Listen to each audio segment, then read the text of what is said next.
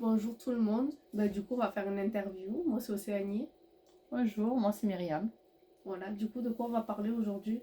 On va parler de la restauration des foyers. La restauration des foyers, chose qui m'est arrivée il y a un peu plus de... Non, il y a 3 ans à peu près. D'accord. Et tu peux nous en dire plus? Oui, et ben en fait, on vivait au quotidien avec mon mari. Des choses compliquées. Quand on rentrait dans la maison, c'était toujours une atmosphère pesante. C'était toujours une atmosphère électrique. Et au fur et à mesure, ben, je me sentais m'éteindre en tant que femme, en fait. Je priais, etc., comme toute, on va dire, bonne chrétienne. Mais en fait, ben, au fur et à mesure, je me sentais m'étouffer. Je ne me sentais plus épanouie. Je me sentais plus heureuse. J'avais perdu ma joie, j'avais perdu ma paix.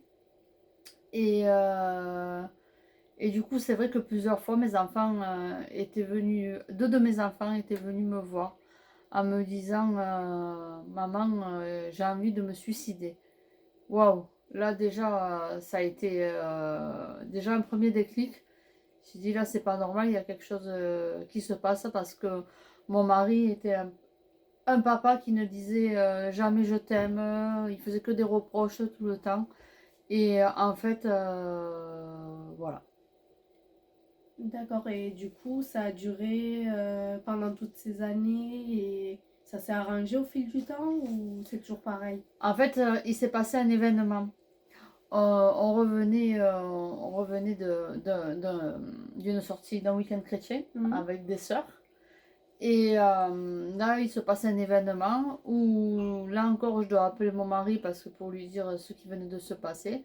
Et mon mari, au lieu d'être avec moi ou quoi, eh bien, il était encore dans le reproche envers moi, malgré que c'était pas de ma faute, ce petit incident qu'il y avait eu. Et du coup, là, je me suis mise à pleurer devant mes sœurs chrétiennes. Et là, je leur ai tout déballé. Je leur ai dit tout ce qui se passait.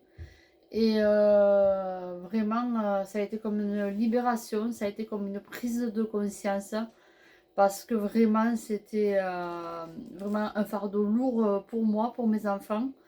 Et je me suis rendu compte que euh, finalement, comment dire ça, c'était de l'harcèlement moral en fait. Ce n'était pas des coups physiques, mais c'était plutôt moral.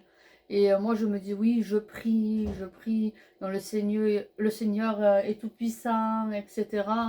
Et puis, ben, c'est des choses que je ne vais pas raconter, etc. Mais en fait, ben, du coup, à ce moment-là, j'ai eu une prise de décision.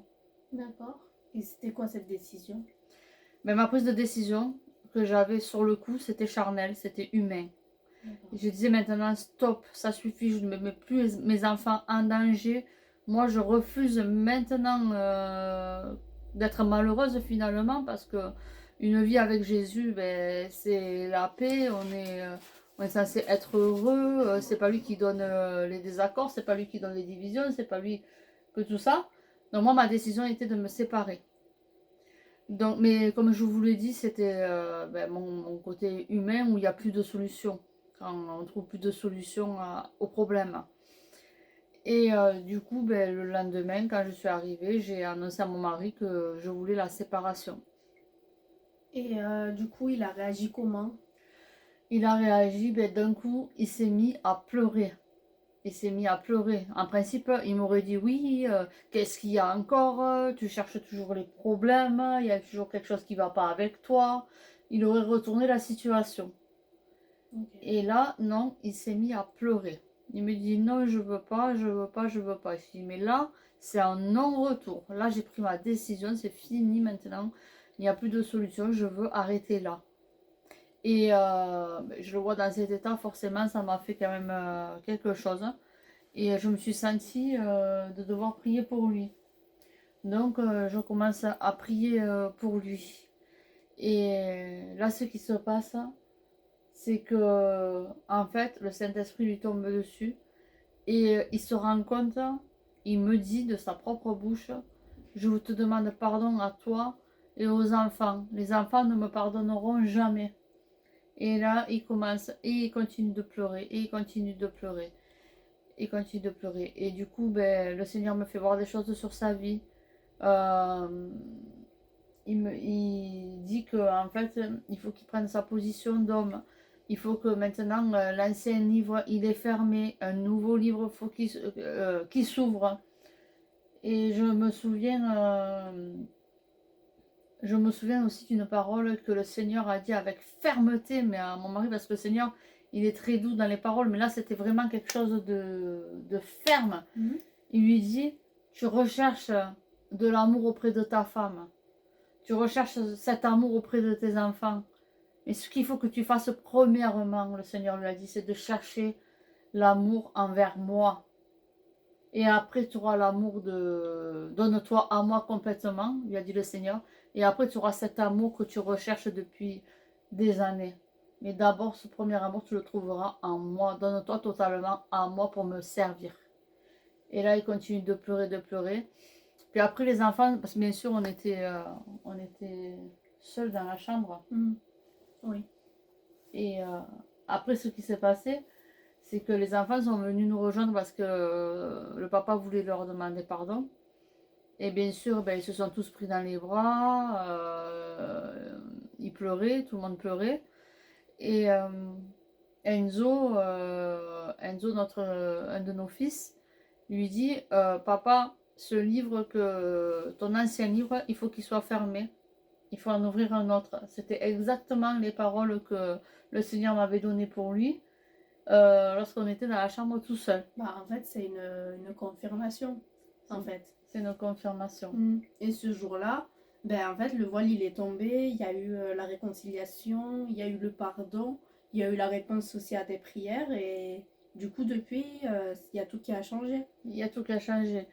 Oui, il y a vraiment tout qui a changé. Et aussi à ce moment-là, quand ben, justement on parle de changement, de transformation, c'est là que ça s'est fait aussi. Parce qu'Enzo, il a eu à cœur de mettre, ça rappelle le cantique Pardon. Seigneur, pardon. Ouais. Et du coup, ben, il y a eu encore des révélations par rapport à mon mari, comme quoi il serait prophète, comme quoi il allait ramener des âmes à Jésus, etc. etc. Et il y a eu un vrai changement, il y a eu ce pardon, il n'arrête pas de dire pardon, pardon, pardon. Et là, vraiment, le Saint-Esprit lui est tombé dessus et lui a révélé vraiment qu'en fait, ben, ce qu'il faisait, c'était dur pour l'entourage, parce qu'ils ne se rendaient pas compte de tout ce qui se passait, de tout ce que finalement on subissait, mais même nous, dans ce cercle-là, on ne s'apercevait pas l'intensité de la chose. Donc voilà, maintenant aujourd'hui c'est un homme qui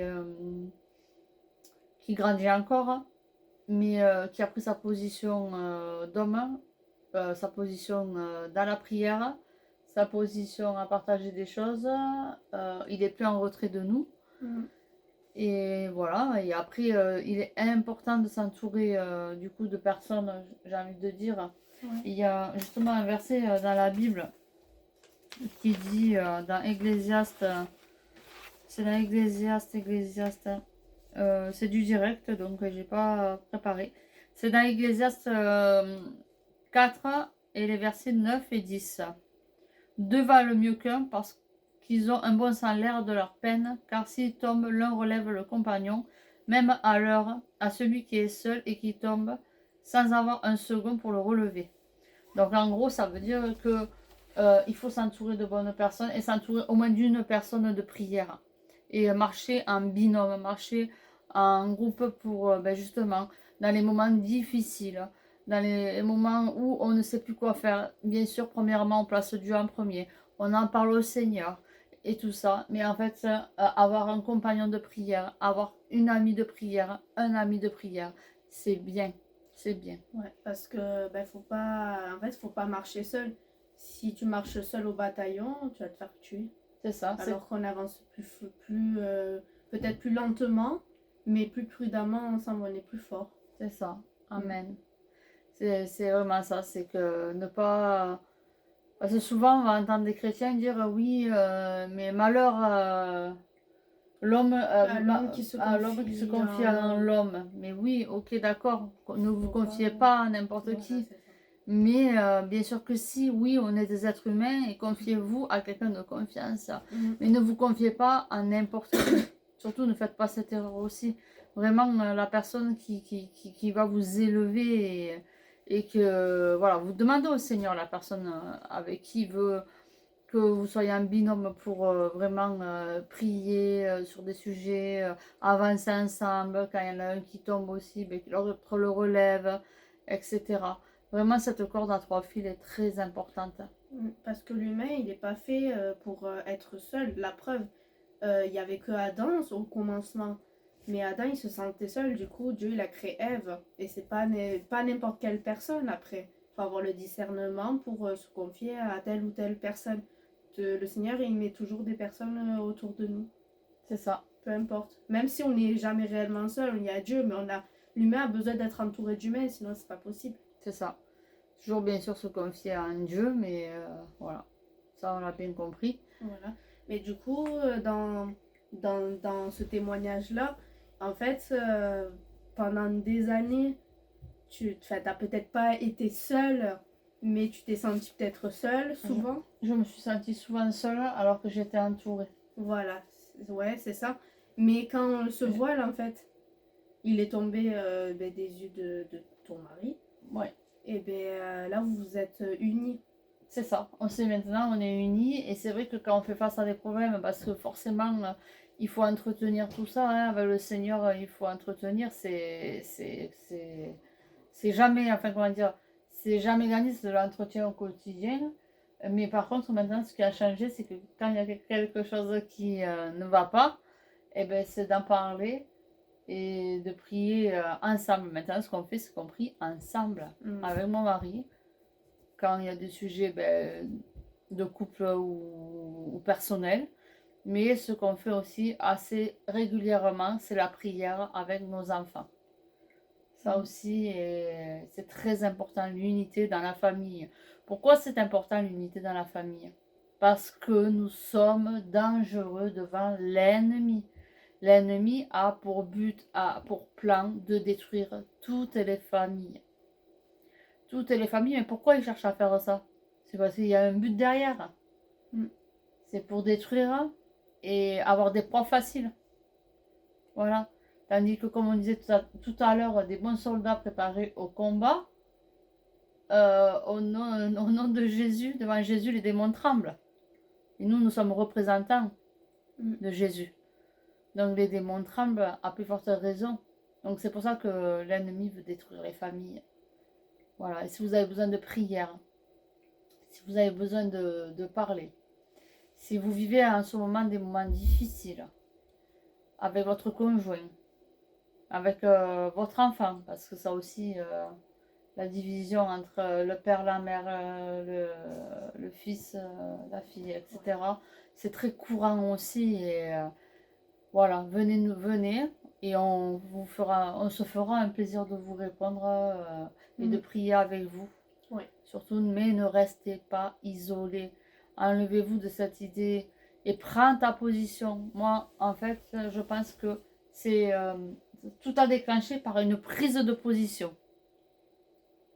C'est important de prendre cette position en fait et de ne pas rester en retrait. C'est ça, prendre sa position. Moi-même, même si au départ c'était le truc de dire je me sépare, je divorce, j'en peux plus, mais en fait ça a déclenché quelque chose derrière. Ça, c'est mon histoire. Après, vous, ça sera peut-être différemment. Mais déjà, prendre la position. Le Seigneur aussi, ce qu'il cherche, c'est les cœurs. Mais les cœurs de chacun. L'âme de chacun.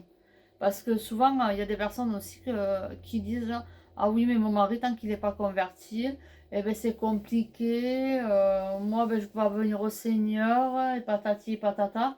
Mais au final, c'est toi, c'est ton âme à toi. Le Seigneur recherche ton âme à toi. Le Seigneur cherche à te changer à toi. À toi premièrement, et après il changera ton entourage. Tu sais pourquoi il changera ton entourage, le Seigneur? Parce que déjà, les personnes qui t'entourent vont voir du changement en toi, vont voir l'esprit en toi, vont voir l'onction en toi. Et là, ils vont commencer à se poser des questions. Donc, c'est vrai qu'on a tendance à vouloir changer les autres. C'est vrai, hein? Ouais, c'est Pas vrai, vrai? hein. C'est vrai, c'est Donc, vrai. on voit tous les défauts chez l'un ou chez l'autre. Mais moi, une fois, le Seigneur m'a reprise là-dessus. Il me disait, change d'abord l'attitude de ton cœur. Change-toi d'abord et tu verras les autres changer. C'est vraiment de la part du Seigneur. Voilà. Ouais. Après, qu'est-ce que je pourrais rajouter d'autre, hein? Bah, je pense qu'on a tout dit, hein. Ouais, J'espère que tout. ça vous aura encouragé, ce témoignage, cette petite interview. Et si vous avez besoin de prière, eh ben, venez en privé tout simplement. Et voilà, on priera pour vous. N'hésitez surtout pas. Mm. Soyez richement bénis. Peut-être qu'on pourrait finir par une prière, justement. Si tu veux. Seigneur Jésus, merci Seigneur Jésus pour ces moments, Seigneur. Merci Seigneur Jésus pour ce qui était mal, Seigneur, dans ma vie, Seigneur. Eh bien, est devenu une bénédiction maintenant les uns pour les autres, Seigneur Jésus. Merci Seigneur Jésus pour ce que tu as fait dans mon foyer, Seigneur. Mais ce que tu fais aussi dans le foyer, Seigneur Jésus. Des prises de conscience qu'il va y avoir après avoir écouté ce témoignage qui est tout pour ta gloire, Seigneur Jésus. Ça va changer des vies, Seigneur. Ça va transformer des vies, des cœurs, Seigneur Jésus. Ça va encourager, Seigneur Jésus. Merci, Seigneur Jésus, de bénir, Seigneur Jésus, toutes les personnes, Seigneur, qui sont dans la souffrance actuellement, Seigneur. Amen. Merci d'intervenir puissamment, Seigneur. Car ce que tu as fait avec nous, Seigneur Jésus, tu peux le faire, Seigneur, avec toute autre personne, Seigneur Jésus. Tu n'es pas un Dieu de limité, Seigneur, mais tu es un Dieu illimité, Seigneur Jésus. Merci, Seigneur Jésus, pour ce que tu produis, Seigneur, dans la vie, Seigneur, de ces personnes, Seigneur Jésus. Merci pour la transformation, Seigneur. Et nous allons recevoir, Seigneur, j'en suis sûre, Seigneur, des témoignages, Seigneur. Amen. Des témoignages de réconciliation des familles, Seigneur. Amen. Des miracles, Seigneur. Alléluia, Seigneur. Merci, Jésus. Et ne limite pas ton Dieu. Ne limite pas ton Dieu. Il est là. Il entend le cri. Il entend tes cris. Il entend tes pleurs. Il entend tout, le Seigneur. Ne crois pas qu'il te délaisse. Ne crois pas que tu es un délaissé, une délaissée. Non, il est en train d'agir. Soyez bénis, les amis. À bientôt. À bientôt.